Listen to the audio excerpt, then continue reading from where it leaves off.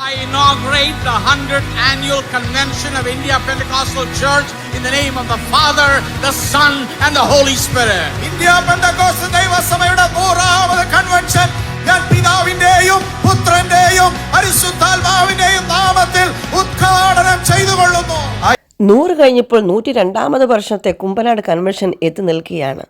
കൊല്ലം convention നടത്തുന്ന പോലെ തന്നെ കൊല്ലം അടിയും ഉണ്ടാക്കണമെന്നുള്ളത് ചില പെന്തക്കോസ്തുകാർക്ക് നിർബന്ധമായി കഴിഞ്ഞു. എന്നാലും ഒന്ന് ആശ്വസിക്കാം, പിതാവ് പുത്ര പരിശുദ്ധാത്മാവിൻ്റെ നാമത്തിലാണ് ഈ കാര്യങ്ങളെല്ലാം ചെയ്തെടുക്കുന്നത്. എന്നിട്ടോ ആഗോളതലത്തിൽ നമ്മുടെ ചർച്ചാ വിഷയം, നമ്മുടെ വേദനം എന്താണെന്ന് കേൾക്കണ്ടേ? നമ്മുടെ ഇടയിൽ യങ്സ്റ്റേഴ്സിനും ചർച്ചകളായിട്ട് ബന്ധപ്പെട്ട് നിൽക്കാൻ ഒട്ടും താല്പര്യമില്ലാത്തൊരു ഇന്ന് എല്ലാവരും പറയുന്നൊരു വിഷയമാണ്. എന്താണെന്നറിയാമോ? യൗവനക്കാരൊന്നും വരുന്നില്ല. അതെന്തായിരിക്കും കാരണം? നമ്മുടെ പ്രശ്നം എന്നാണെന്നറിയോ? അവർ നമ്മുടെ സഭകളിലേക്ക് കയറി വരുമ്പോൾ അവരെന്ത് ബാബിലോണിൽ കാണുന്നോ അത് തന്നെ ഇവിടെയും കാണും. അവർ വഴക്കുണ്ടാക്കുന്നു, നിങ്ങളും വഴക്കുണ്ടാക്കും. അവർ പൊളിറ്റിക്സ് കളിക്കുന്നു, നിങ്ങളും പൊളിറ്റിക്സ്. അവരടി ഉണ്ടാക്കുന്നു, നിങ്ങളും അടി. അവിടെ അവിശ്വസ്തത, ഇവിടെ അവിശ്വസ്തത. പിന്നെന്താ വ്യത്യാസം? There is no difference. ഒരു കാര്യം ഞാൻ മനസ്സിലാക്കുന്നത്, വീണ്ടും ഈ പറഞ്ഞ പോലെ മോനെ ഇവിടുന്ന് അമേരിക്കൻ അമ്മ പിന്നെ പിള്ളേർ എവിടെ പോകുന്നുണ്ട്? നാട്ടിൽ പോകുന്നുണ്ട്. എനിക്കറിയാം. അവരമ്മച്ചിയെ കാണാൻ പോകുന്നു, അല്ലെ അപ്പച്ചനെ കാണാൻ പോകുന്നു. അപ്പച്ചൻ അവർക്ക് എന്തോ കൊടുക്കും? വാരിക്കോരി കൊടുക്കും, സ്നേഹം കൊടുക്കും. ഈ അമ്മ വീടാകണം സഭ. അപ്പം ചർച്ച ഒരു അമ്മ വീടാകണം. എൻ്റെ പാസ്റ്റർ, അതൊക്കെ പണ്ടത്തെ കാലം.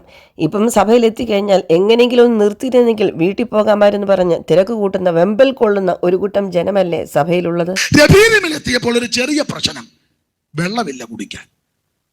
വെള്ളം കിട്ടാതെ വന്നപ്പം ഇവര് കലകിച്ചു വഴക്കുണ്ടാക്കി. വെള്ളം എന്നത് വചനഭാഷയിൽ തർജ്ജമ ചെയ്താൽ പരിശുദ്ധാത്മാവ്. അങ്ങനെയെങ്കിൽ പറ, ഏത് സഭയിലുണ്ട് ഇന്ന് പരിശുദ്ധാത്മാവിൻ്റെ ചലനം, പരിശുദ്ധാത്മാവിൻ്റെ ശബ്ദം, പരിശുദ്ധാത്മാവിൻ്റെ കൂട്ടായ്മ, പരിശുദ്ധാത്മാവിൻ്റെ നടപ്പും സ്ഥാനവും ഇന്നേത് സഭയിലുണ്ട്? ജഡത്തിൻ്റെ ശബ്ദം കേട്ട് മടുത്തിരിക്കുന്ന ഒരു കൂട്ടം ജനമല്ലേ ഇന്ന് സഭയിൽ വന്നു ചേരുന്നത്. ദൈവം തമ്പുരാൻ ഇവരെ നടത്തിയ വിധമോർത്താ വഴക്കുണ്ടാക്കരുത്. പെന്തിക്കോസുകാർക്ക് വഴക്കുണ്ടാക്കാൻ പ്രമാണമുണ്ടോ? കയ്പിന്റെ വേര് പോലും മുളക്കരുത്. ദൈവം ഇവരെ നടത്തിയ വിധമോർത്ത വഴക്കുണ്ടാക്കരുത്. ഇവിടെ ഇവർ വഴക്കുണ്ടാക്കി കലകിച്ചു. ചെറിയ വഴക്കല്ല, ഓടിച്ചങ്ങ് നിർത്താം.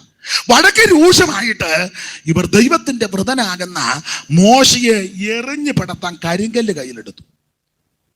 ഇസ്രായേൽ മക്കൾ കല്ലെടുത്തു എന്നവിടെ എഴുതിയിട്ടില്ല, പക്ഷെ മോശയുടെ സാക്ഷ്യത്തിലുണ്ട് കല്ലെടുത്തെന്ന്.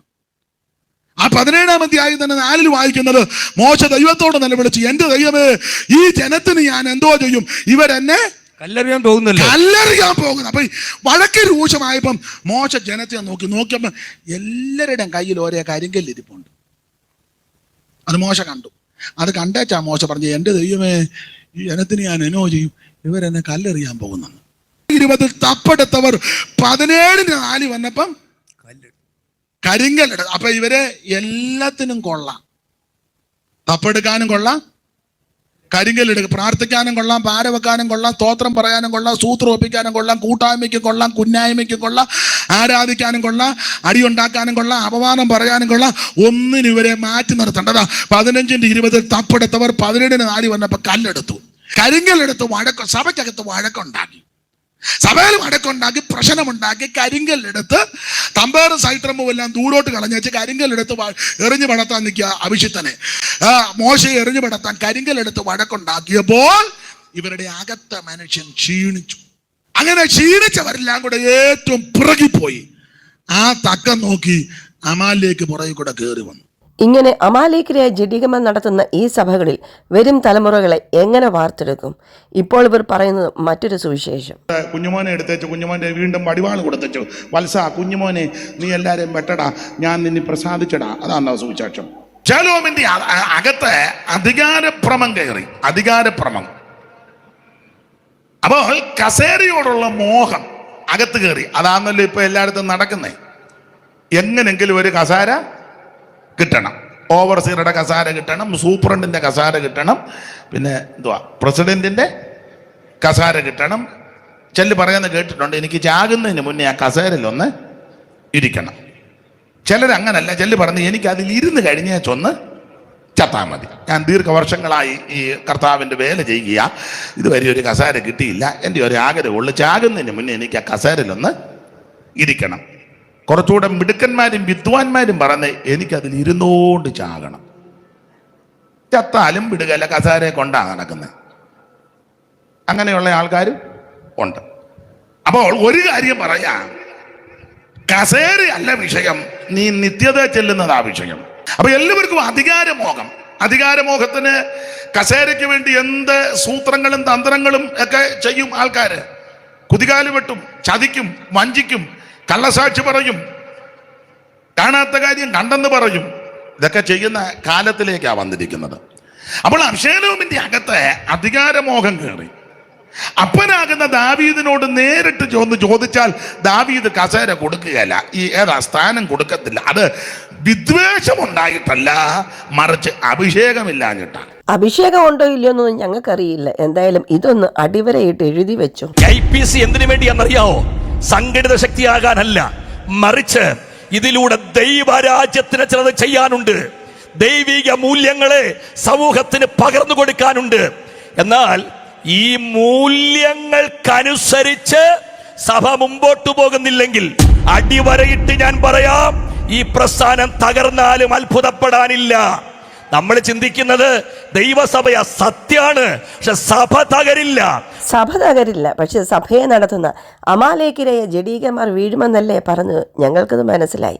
ഒരു നാളിൽ ഞങ്ങളോട് ഘോരം വചനം പ്രസംഗിച്ചവർ, നിങ്ങൾ താഴണം, ക്ഷമിക്കണം, സഹകരിക്കണം, അന്യനെ ശ്രേഷ്ഠനും നെണ്ണുവിന്നൊക്കെ ഘോരം പ്രസംഗിച്ചവർ ഇപ്പോൾ ഇതാ വീണു തുടങ്ങിയിരിക്കുന്നു.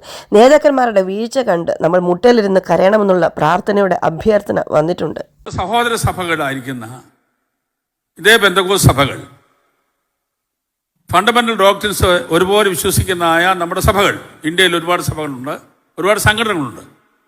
അങ്ങനെയുള്ള ഏതെങ്കിലും സംഘടനകളിൽ ഏതെങ്കിലും പ്രശ്നമുണ്ടായി വാട്സപ്പിൽ കൂടെയോ ഫേസ്ബുക്കിൽ കൂടെയോ മീഡിയയിൽ കൂടെയോ വാർത്തകൾ വരുമ്പോൾ നാം ഇരുന്ന് ചിരിക്കാനുള്ളവരല്ല, കരയാനുള്ളവരാണ്. ഒരു കാരണവശാലും ഷാരഫിൽ ചർച്ചിലുള്ളതായ ഒരു വിശ്വാസം, ഒരു പാസ്റ്ററും അവരുടെ കമൻസ് പാസ്സാക്കി ആരെ വേദനിപ്പിക്കാൻ പാടില്ല എന്നുള്ള കാര്യം വിശേഷം ഞാൻ ഓർപ്പിക്കുന്നു. നമ്മുടെ സഹോദര സഭകളിൽ ചിലപ്പോൾ പിശാച് ചില പ്രശ്നം ഉണ്ടാക്കിയേക്കാം. അതുകൊണ്ട് ചിരിക്കാൻ എനിക്ക് നിങ്ങൾക്ക് കഴിയില്ല. അത് നമ്മുടേതായ അതേ ബോഡിയാണ്. സ്വത്രം അതെ, സഭയ്ക്ക് ഒരൊറ്റ ബോഡി മാത്രമേ ഉള്ളൂ, ക്രിസ്തുവിൻ്റെ ഒറ്റ ബോഡി മാത്രമേ ഉള്ളൂ. ആ തലയിൽ നിന്ന് വന്നിരിക്കുന്ന ഒറ്റ ബോഡി, അതാണ് സഭ. അത് വിവിധമായ പ്രാദേശിക സഭകളായിട്ട് നമ്മൾ കൂടിക്കൊണ്ട് വരുന്നു എന്ന് മാത്രമേ ഉള്ളൂ. ഏതെങ്കിലും പ്രശ്നം ഉണ്ടായാൽ നിങ്ങൾ വാട്സപ്പിൽ കൂടെ കാണാം, ഫേസ്ബുക്കിൽ കാണാം. ഞാൻ പറയുന്നത് കണ്ടുകൊണ്ടിരിക്കുകയാണ്. അത് മുട്ടുമടക്കി എന്ന് പ്രാർത്ഥിക്കാൻ കഴിയുന്നവർ കരഞ്ഞുകൊണ്ട് പ്രാർത്ഥിക്കണം. ഈ പിശാച് ഇവിടെയും കയറാൻ സാധ്യതയുണ്ട്. ആയതുകൊണ്ട് ഇത് കയറാതിരിക്കണമെങ്കിൽ മുട്ടുമടക്കി പ്രാർത്ഥിച്ചു നോക്കുള്ളൂ. ആയതുകൊണ്ട് ദയവായിട്ട് കമന്റ്സ് പാസ്സാക്കാതെ വണ്ണം പ്രാർത്ഥിക്കുന്ന കാര്യം ഞാൻ ഉറപ്പിക്കുകയാണ്. പ്രാർത്ഥിക്കുന്നുണ്ട് പാസ്റ്റർ പച്ച, നന്നായി പ്രാർത്ഥിക്കുന്നുണ്ട്. ഞങ്ങളുടെ നേതാക്കന്മാരെ നന്നാക്കണമെന്നല്ല ഞങ്ങൾ പ്രാർത്ഥിക്കുന്നത്, മറിച്ച് നോർത്ത് ഇന്ത്യയിൽ സംഭവിക്കുന്ന തന്നെ കേരളത്തിലും വന്ന് സംഭവിക്കണം. അതെ, സുവിശേഷ വിരോധികൾ എഴുന്നേറ്റ് സുവിശേഷ വേലക്കാരെ ഇട്ട് ഓടിച്ചിട്ട് തകർത്ത് തല്ലി തരിപ്പണമാക്കി, നമ്മുടെ കയ്യിലിരിക്കുന്ന വചനം അത് കത്തിച്ച് ചാരമാക്കി പള്ളികളെല്ലാം തല്ലി നശിപ്പിച്ച് ഒരു പരുവമാക്കി കഴിയുമ്പോൾ നമ്മുടെ നേതാക്കന്മാർ മുട്ടുമടക്കും. അവർ സഭ നോക്കാതെ, രാഷ്ട്രീയം നോക്കാതെ കൈകോർത്ത് പിടിച്ച് ദൈവത്തോട് അപ്പാ തെറ്റിപ്പോയി എന്ന് പറഞ്ഞ് മടങ്ങി വരുന്ന ഒരു സാഹചര്യത്തിലേക്ക് ദൈവം കൊണ്ടെത്തിക്കണമെന്നുള്ളത് ഞങ്ങൾ പ്രാർത്ഥിക്കുന്നുണ്ട്. എങ്കിൽ മാത്രമേ നമ്മൾ കേരള പെന്തക്കോസ്ത് നന്നാവുകയുള്ളൂ. ഇപ്പോൾ നമുക്ക് ഇഷ്ടം പോലെ സ്വാതന്ത്ര്യമുണ്ട്. വചനം ഇഷ്ടം പോലെ പ്രസംഗിക്കുവാൻ, ഇഷ്ടം പോലെ കൂടി വരുവാൻ, ഇഷ്ടം പോലെ ആരാധിക്കുവാൻ. ഈ സ്വാതന്ത്ര്യത്തിൻ്റെ വില നമ്മൾ അറിയുന്നില്ല. നോർത്ത് ഇന്ത്യയിലെ സംഘർഷം കേരളത്തിൽ വന്നു ചേരുമ്പോൾ സ്ഥാനവും വേണ്ട, മാനവും വേണ്ട, ഞങ്ങൾ ഒന്നിച്ചോളാമേ എന്ന് പറഞ്ഞ് ദൈവത്തിൽ മുട്ടുമടക്കുന്ന ദിവസങ്ങൾ ആഗതമായി വരും. അല്ലാതെ ഒരിക്കലും കേരള പെന്തക്കോസ്ത് നന്നാവുകയില്ല.